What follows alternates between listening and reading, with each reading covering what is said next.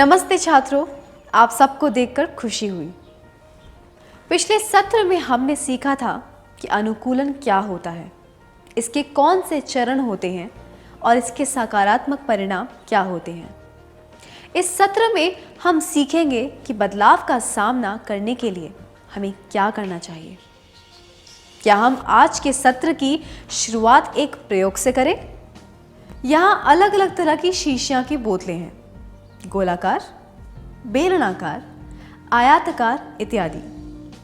जब आप इनमें पानी डालते हैं तो पानी के आकार को क्या होता है? पानी उस शीशी या बोतल का आकार ले लेता है। जब आप पानी में थोड़ी सी हल्दी डालते हैं तो क्या होता है? जब आप पानी में नमक डालेंगे तो पानी का स्वाद कैसा हो जाएगा? पानी का स्वाद नमकीन हो जाएगा। इस प्रयोग से हमने क्या सीखा?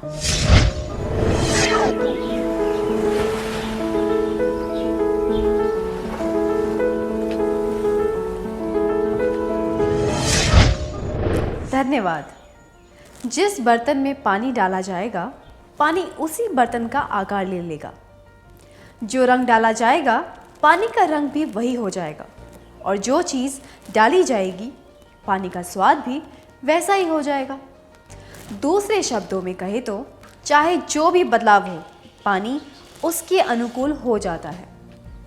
हमें भी अपनी पहचान व अस्तित्व को खोए बिना परिस्थिति के अनुसार खुद को बदलना चाहिए और उसके अनुकूल बन जाना चाहिए। चलिए आगे बढ़ते हैं। एक व्यक्ति के तौर पर आप कई भूमिकाएं निभाते हैं। छुट्टियों में जब आप अपने रिश्तेदारों के घर जाते हैं, तब आप वहाँ के लोगों से घुल मिल जाते हैं और नए दोस्त भी बनाते हैं। आप अपने माता पिता की संतान हैं और स्कूल में आप एक विद्यार्थी भी हैं। प्रत्येक भूमिका की कुछ जिम्मेदारियां और कर्तव्य होते हैं। क्या आप ऐसे अनुभव के बारे में बता सकते हैं जब आपने जीवन की किसी नई भूमिका के लिए खुद को उसके अनुकूल बनाया था?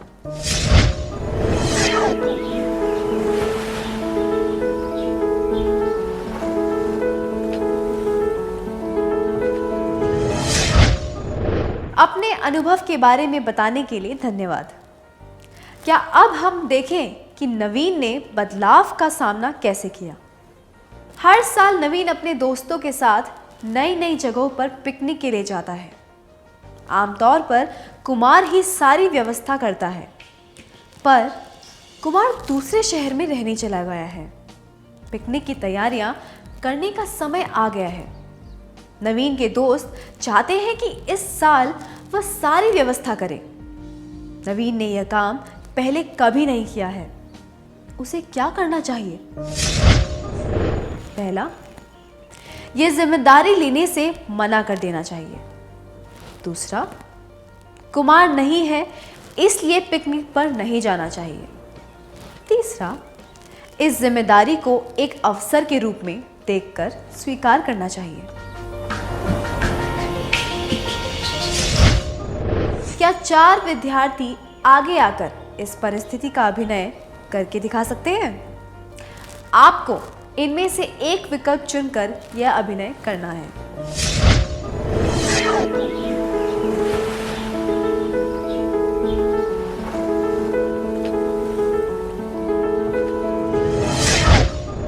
बहुत अच्छा अभिनय था, धन्यवाद।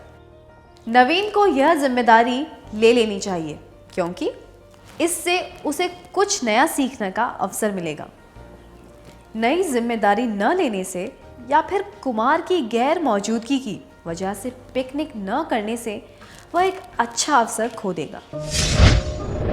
बदलाव का सामना करने के लिए हमें नए अवसर ढूंढने चाहिए, सकारात्मक सोच रखनी चाहिए। अब एक और परिस्थिति। विनोद की स्कूल में विद्यार्थियों को पाठ्यक्रम के अलावा गतिविधियों में 6 विकल्प दिए जाते हैं। विद्यार्थी अपनी पहली और दूसरी पसंद बता सकते हैं। उन्हें गतिविधि चुनने का मौका दिया जाता है, पर विद्यार्थी को अपनी पसंद मिलेगी या नहीं, यह कई बातों पर निर्भर करता है, जैसे कि कौन सी गतिविधि की मांग सबसे ज़्यादा है, स्कूल में पर्याप्त सामग्री है या नहीं, इत्यादि। इसीलिए यह ज़रूरी नहीं है कि विद्यार्थियों को अपनी पहली पसंद के अनुसार गतिविधि मिल जाए। विनोद क्रिकेटर बनना चाहता है, इसलिए उसने पहले क्रिकेट पसंद किया, पर उसे वॉलीबॉल मिला। इस बात से वह हताश हो गया। उसे क्या करना चाहिए? पहला, बिना किसी उत्साह के वॉलीबॉल खेलना चाहिए। दूसरा, वॉलीबॉल में अपनी योग्यता को विकसित करना चाहिए। तीसरा, किसी भी गतिविधि में भाग नहीं लेना चाहिए।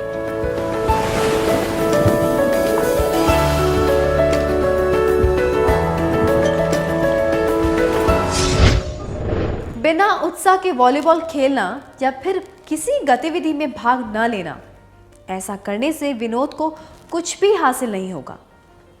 विनोद को हिम्मत नहीं हारनी चाहिए और इसे एक अवसर के रूप में स्वीकार करके नए क्षेत्र में अपनी योग्यता को बढ़ाना चाहिए।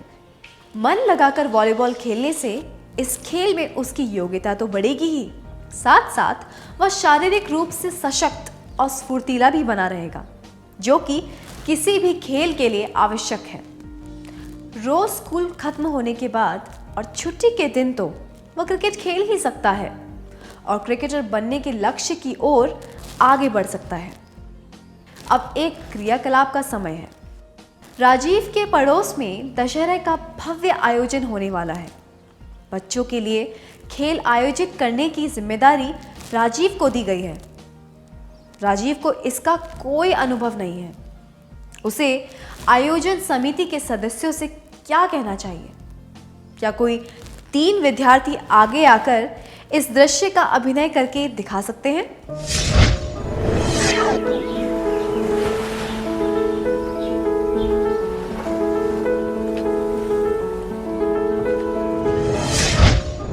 बहुत बढ़िया किया आपने, धन्यवाद। कोई भी भूमिका या जिम्मेदारी लेकर क्या आपने कभी बदलाव का सामना किया है? जैसे कि विद्यार्थियों से पिकनिक के पैसे लेकर जमा करना, स्कूल में किसी समारोह का आयोजन करने में मदद करना, किसी दूसरे शहर या कस्बे में अकेले जाना इत्यादि।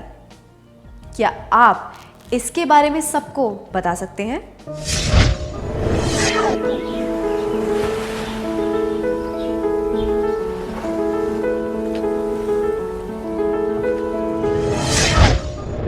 अपने अनुभव बताने के लिए धन्यवाद। चलिए देखते हैं कि नवीन क्या कर रहा है। नवीन ने पिकनिक की व्यवस्था की जिम्मेदारी ले ली। उसने उन जगहों की सूची बनाई जहां वे जा सकते हैं। फिर उसने दोस्तों के साथ अपनी योजना के बारे में चर्चा की। जिन जगहों पर वे जाने वाले थे, वहां उसने ठहरने और खाने पीने की व्यवस्था भी करवाई। जैसे कि तय हुआ था, वे अपनी यात्रा पर निकल गए। पहले 2 दिन उन्हें कोई परेशानी नहीं हुई और दोस्तों ने नवीन की सराहना की। तीसरे दिन वे रॉबिन होटल में ठहरने वाले थे। जब वे वहां पहुंचे तो मैनेजर ने उन्हें कहा कि किसी शादी की वजह से उनके 15 कमरे भरे हुए हैं और उन्हें 2 कमरे और चाहिए। इसलिए अब वह नवीन और उसके दोस्तों को कमरा नहीं दे सकता। मैनेजर ने उनसे माफी मांगी। एक को छोड़कर बाकी सभी दोस्त नवीन को भला बुरा कहने लगे। नवीन बहुत निराश हो गया। उसे क्या करना चाहिए? पहला, बैठकर रोना चाहिए। दूसरा, दोस्तों पर चिल्लाना चाहिए क्योंकि यह जिम्मेदारी लेने के लिए उन्होंने ही उस पर दबाव डाला था। तीसरा, जिस दोस्त ने हमदर्दी दिखाई थी उसे अपनी भावनाएं बतानी चाहिए।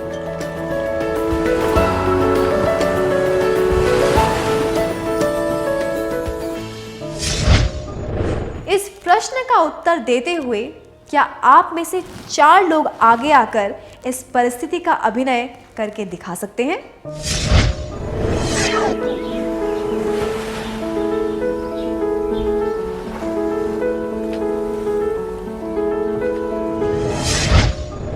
अच्छा अभिनय था, धन्यवाद। नवीन को अपनी भावनाएं उस दोस्त को बतानी चाहिए जिसने उसके लिए हमदर्दी दिखाई थी। जब हम निराश या हताश होते हैं, हमें मानसिक या भावनात्मक तौर पर किसी का सहारा लेना चाहिए। क्या हम एक और परिस्थिति के बारे में चर्चा करें? सुजाता एक प्रतिष्ठित स्कूल से 11वीं और 12वीं की पढ़ाई करना चाहती थी, पर उसे पर्याप्त अंक नहीं मिले। उसे दूसरी स्कूल में दाखिला मिला जिसके लिए उसके अंक उपयुक्त थे। उसकी कुछ करीबी सहेलियों को उस प्रतिष्ठित स्कूल में दाखिला मिल गया। सुजाता को अपनी सहेलियों की बहुत याद आती थी। नए स्कूल में उसे अच्छा नहीं लग रहा था। वह बहुत निराश रहती थी। धीरे धीरे वह उदासीनता में डूबने लगी। उसे इस बात का एहसास था, पर वह इस बारे में कुछ भी नहीं कर पा रही थी। सुजाता को क्या करना चाहिए? पहला, अपनी निराशा के बारे में उसे बताना चाहिए जिस पर वह विश्वास करती है। दूसरा, पढ़ाई छोड़ देनी चाहिए। तीसरा, उदासीनता की आदत डाल लेनी चाहिए।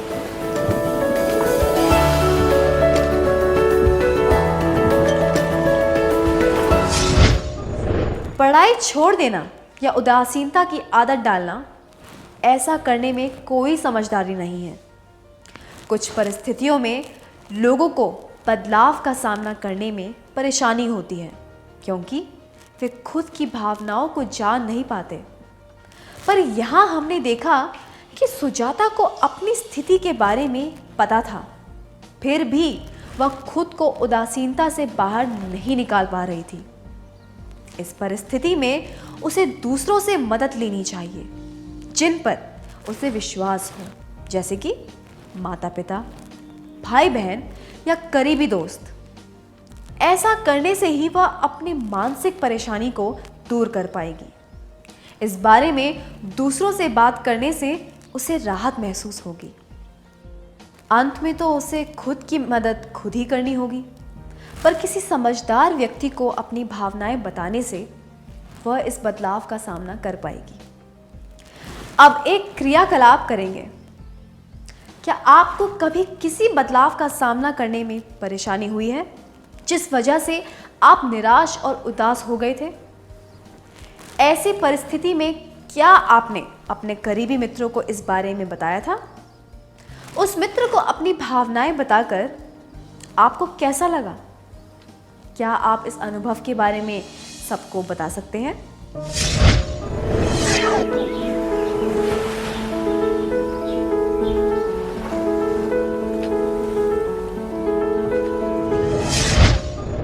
धन्यवाद। क्या अब हम आज के सत्र में सीखी हुई बातों का सार संक्षेप कर लें?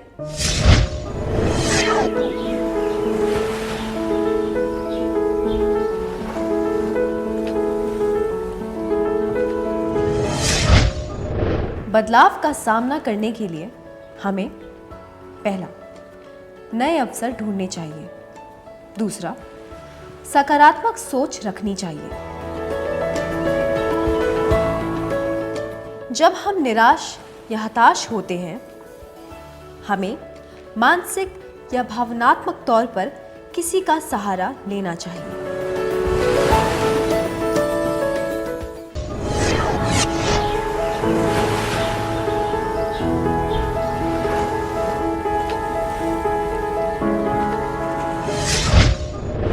नमस्ते विद्यार्थियों, आप सब कैसे हैं? पिछले सत्र में हमने सीखा था कि बदलाव का सामना करने के लिए हमें नए अवसर ढूंढने चाहिए, सकारात्मक सोच रखनी चाहिए। जब हम निराश या हताश होते हैं, हमें मानसिक और भावनात्मक तौर पर किसी का सहारा लेना चाहिए। आइए देखते हैं कि नवीन और उसके दोस्तों के साथ क्या हुआ जब वे रहने के लिए जगह ढूंढ रहे थे। एक हमदर्द दोस्त को अपनी परेशानी और निराशा की भावनाएं बताने के बाद नवीन को अच्छा लग रहा था। उसने तय कर लिया कि वह सब कुछ ठीक कर देगा। उसे क्या करना चाहिए? पहला, ठहरने के लिए नई जगह ढूंढनी चाहिए। दूसरा, दोस्तों को यह आश्वासन देना चाहिए कि वह अगले साल बेहतर व्यवस्था करेगा। तीसरा, इस परेशानी के लिए अपने दोस्तों से माफी मांगनी चाहिए।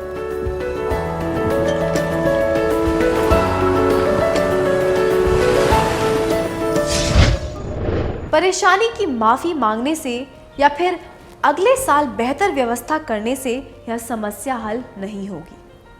इससे नवीन अपने दोस्तों का प्यार और विश्वास भी नहीं जीत पाएगा। समस्या को हल करने के लिए उसे पूरा मन लगाकर ठहरने की नई जगह ढूंढनी चाहिए। इस बात का आभास होने के बाद नवीन ने कुछ लॉज के फोन नंबर लिए और आखिर में ठहरने की व्यवस्था कर ही दी। जिन दोस्तों ने उसकी निंदा की थी, अब वे ही उसकी प्रशंसा कर रहे थे। उनकी पिकनिक अच्छी तरह पूरी हुई। क्या हम एक और क्रियाकलाप करें? कल्पना कीजिए कि आपके घर में आम का एक पेड़ है। एक डाल पर पका हुआ आम है जो आपकी मां को चाहिए। उस डाली की ऊंचाई आपकी ऊंचाई से 2 गुना है और आपकी मां ने कहा है कि उस पर पत्थर नहीं फेंकना है। आपको पेड़ पर चढ़ना नहीं आता। आप क्या करेंगे? क्या आप में से कोई आगे आकर इस दृश्य का अभिनय करके दिखा सकता है?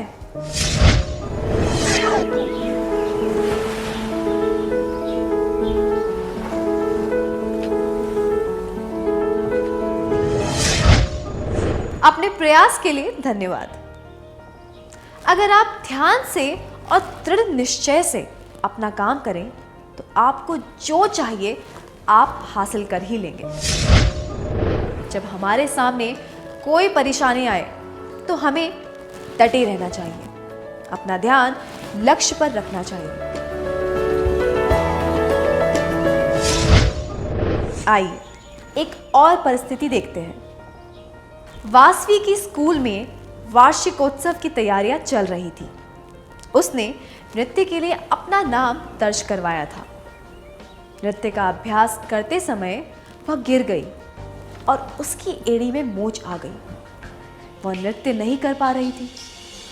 नृत्य के कार्यक्रम में भाग न ले पाने की वजह से वह बहुत निराश थी।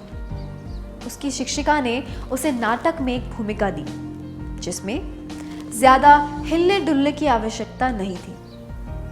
उसने पहले कभी नाटक में भाग नहीं लिया था। नाटक के अभ्यास के दौरान वह संवाद याद नहीं कर पा रही थी। इस वजह से उसे अपनी योग्यता पर संदेह होने लगा। वह सोच रही थी नाटक में भाग न ले। यह देखकर शिक्षिका ने तय किया कि वह वासवी से बात करेगी। आपको क्या लगता है शिक्षिका ने वासवी से क्या कहा होगा? पहला, अगर तुम अभिनय नहीं कर सकती तो नाटक में भाग मत लो। दूसरा, तुम अगले वार्षिकोत्सव में नृत्य और नाटक में भाग ले सकती हो। तीसरा, थोड़ा सा और प्रयास करो, तुम यह कर सकती हो।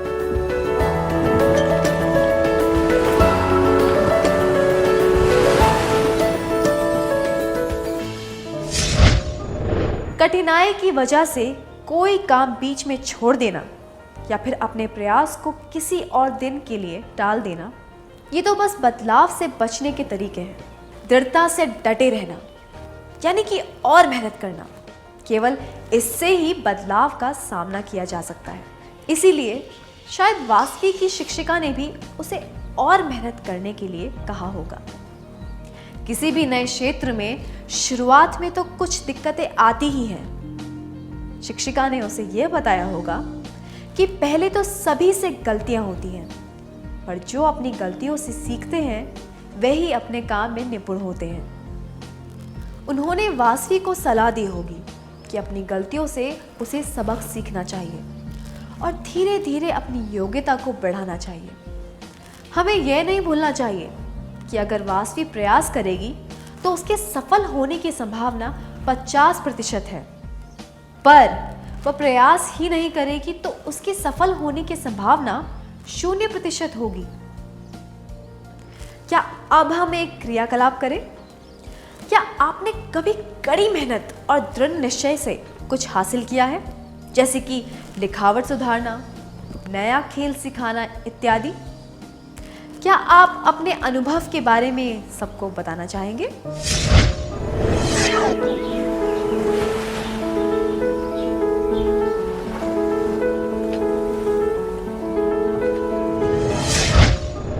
अपनी भावनाओं के बारे में बताने के लिए धन्यवाद। अब एक प्रश्न है, नए फैशन के अनुसार कितने लोगों ने अपना तौर तरीका बदला है? कृपया अपने हाथ ऊपर करें। नए फैशन के अनुसार खुद को बदलने में क्या आपको परेशानी हुई? कृपया इसके कारण बताएं।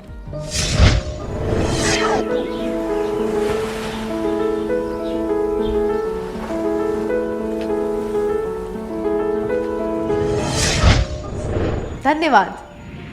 तो हमने देखा कि फैशन को स्वीकार करने में हमें बिल्कुल परेशानी नहीं होती है। अगर हम ऐसा नहीं करेंगे तो हम सबसे अलग और अजीब दिखेंगे। इसलिए ज़माने के साथ चलना ही बेहतर लगता है। कभी कभी इसमें हमारे अस्तित्व का भी सवाल हो सकता है। हमें डर रहता है कि लोग हमें स्वीकार नहीं करेंगे, इसलिए बदलाव को स्वीकार करना और उसके अनुकूल होना आसान हो जाता है। हम इस बदलाव को पहले अपने मन में स्वीकार कर लेते हैं और उसके बाद जब बाकी की बातें सामने आती हैं तो सब कुछ बहुत स्वाभाविक लगता है। इसी तरह अगर हम हर एक बदलाव को सकारात्मक रूप से देखेंगे तो जीवन आसान हो जाएगा, क्योंकि परिवर्तन ही जीवन का मूल तत्व है। आजीवन हमें शारीरिक, मानसिक, सांस्कृतिक और बौद्धिक परिवर्तन आते रहते हैं।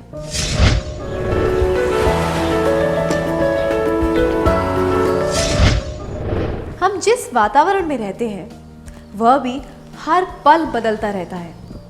हमारे आसपास की परिस्थितियां बदलती हैं, जीवन में कुछ अहम घटनाएं घटती हैं, हम नए नए लोगों से मिलते हैं और उनके साथ काम करते हैं। ये सब भी तो बदलाव ही दर्शाता है। इस बदलाव का सामना करने के लिए खुद की योग्यता बढ़ाने से हम एक बेहतर इंसान बनते हैं। अनुकूलन से विकास होता है, विकास से हमारा व्यक्तित्व संवरता है। मैं दोहराती हूँ, अनुकूलन से विकास होता है, विकास से हमारा व्यक्तित्व संवरता है। अब तक हमने चर्चा की कि बदलाव का सामना कैसे करना चाहिए। आइए अब देखते हैं कि अनुकूलन के सकारात्मक परिणाम क्या होते हैं। अनुकूलन के सकारात्मक परिणाम: सहन शक्ति, नई योग्यताएं या कौशल, विकास, बेहतर रिश्ते नाते। आने वाले परिवर्तन के अनुसार जब हम खुद को निरंतर उसके अनुकूल बनाते रहते हैं तब हम जीवित रहने की कला सीख जाते हैं। जब हम चुनौतियों को पार कर लेते हैं तब हमारा बल और आत्मविश्वास बढ़ता है। यह सहन शक्ति दर्शाता है, जिससे हमारा आत्मविश्वास और बढ़ता है और हमें बदलाव का सामना करने की ताकत मिलती है। उदाहरण के लिए, नवीन की योजना में बाधा आई और उसने इस चुनौती को पार किया, जिससे उसे अपने दोस्तों से सराहना मिली। क्या अब हम एक क्रियाकलाप करें? कल्पना कीजिए कि आपको किसी विषय में कम अंक मिले हैं। आपने कड़ी मेहनत की और अगली बार उसमें अच्छे अंक प्राप्त किए। क्या आपके जीवन में ऐसा कोई मिलता जुलता अनुभव हुआ है? जरूरी नहीं है कि यह अंकों से ही संबंधित हो, या किसी कौशल या योग्यता के बारे में भी हो सकता है जिसके लिए आपने बहुत मेहनत की थी। कृपया सबको अपने अनुभव के बारे में बताएं।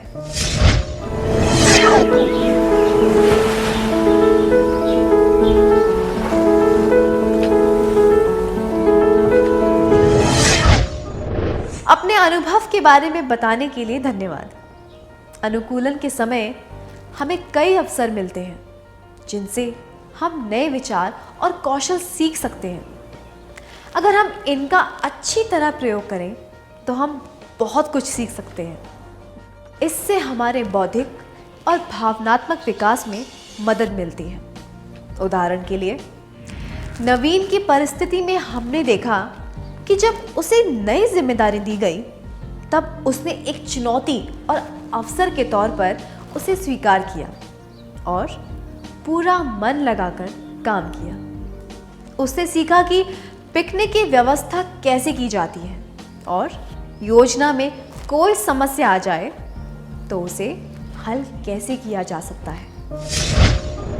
आइए अब एक क्रियाकलाप करें। किसी नए परिस्थिति में अनुकूलन के परिणाम स्वरूप क्या आपने कोई नया कौशल सीखा है? उदाहरण के लिए, कोई नया खेल खेलते समय या कोई नया पाठ पढ़ते समय। क्या आप अपने अनुभवों के बारे में सबको बताना चाहेंगे?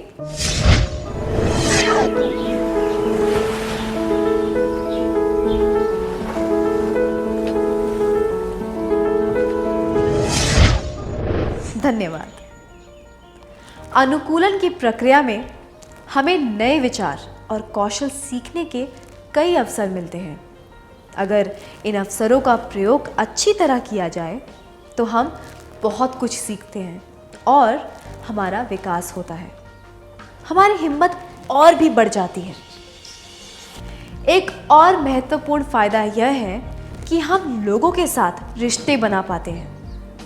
परिवर्तन से नए रिश्ते बनते हैं और अगर हम ज़्यादा से ज़्यादा लोगों से खुल मिल जाएं तो हमारे रिश्ते बेहतर हो जाते हैं। जैसे कि हमने पिछले सत्र में देखा था, नलिनी शादी में एक लड़की से मिली जिसके साथ उसकी अच्छी दोस्ती हो गई। इससे उसे अंतर्व्यक्तिक कौशल सीखने में मदद मिली। बस, ट्रेन या हवाई जहाज से किसी नई जगह जाते वक्त क्या आपने कोई दोस्त बनाए हैं? मतलब कि किसी नई परिस्थिति में अनुकूलन की प्रक्रिया के दौरान। क्या आप इस अनुभव के बारे में सबको बताना चाहेंगे?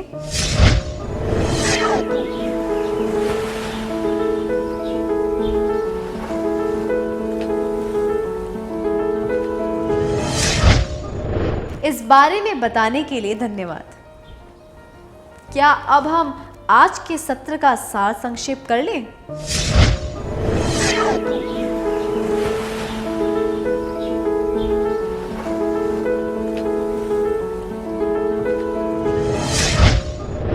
बदलाव का सामना करने के लिए हमें पहला, नए अवसर ढूंढने चाहिए।